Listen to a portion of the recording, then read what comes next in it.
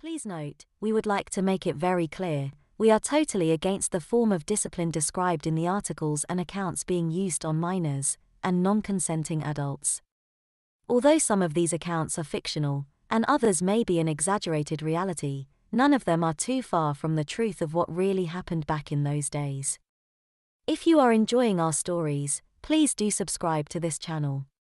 We will be posting many more stories as time goes by.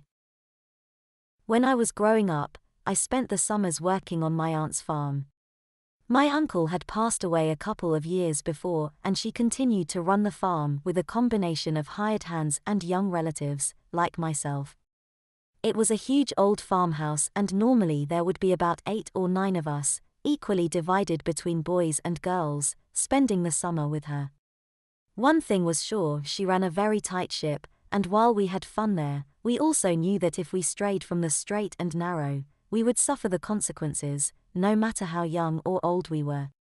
Punishments were always given in the same way.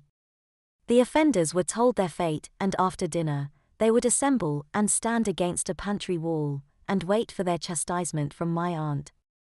When she was ready, my aunt would come into the kitchen and remind us all of our transgressions.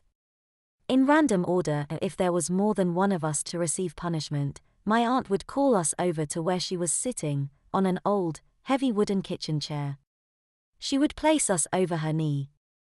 If there was more than one of us being punished, we would all witness the others being spanked, as it was an added deterrent. The implement of her choice was a big wooden spoon almost the size of her hand. The strokes were always aimed at where your bottom met your thighs, and were administered with maximum force, creating a loud smack upon contact with our bottoms. Tears usually followed the first 6 or 7 swats.